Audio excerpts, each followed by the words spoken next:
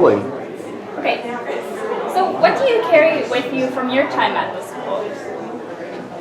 Well, it was a great experience. I met my wife here. She was a social work student as well. Then she went into medicine. She's in Peru at the moment with a medical team vaccinating kids and doing some community-based medical work. So she arrived at 4 this morning, so I hope she's doing well. Hi, honey, I hope you're out there. And I took that away from the university. That's a pretty big one. It's lasted 45 years, and that's probably the most important thing. What advice would you give to a graduating class now, or what do you hope and wish for to take from this? Well, the school is trying to develop programs to reflect current realities and to equip students, it seems, with the skills they need to make a difference. I guess my advice is, if you ever get a chance to make a difference, take it. It's important, and the tools you need today are very different than the tools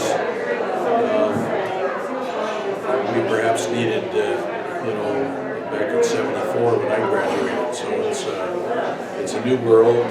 Things happen much more quickly, and the ebb and flow of particularly on the social policy front is enormous. And we have an important role to play in trying to shape that. You have an important role to play in shaping that. And, good luck to you. It's lots going on. Thank you. Is there anything else you want to say before we turn off the camera? Well, the school gave me a foundation to do other things. I subsequently chose a political course.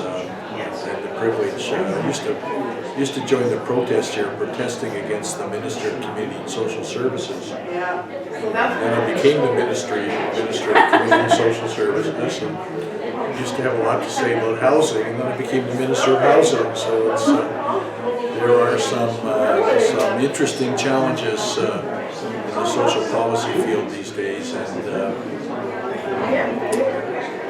The piece of advice I would give is never try to boil the ocean.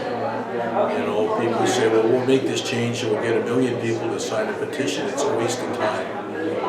Try to find the 3 or 4 people that can actually make a difference, and like a laser, focus on convincing them of the appropriateness of what you think needs to happen, and especially people who can make things happen. So that's the community development, social planning, leadership aspect, and I'm pleased to see the schools moving in that direction. How's that? Yeah, thank you for your time.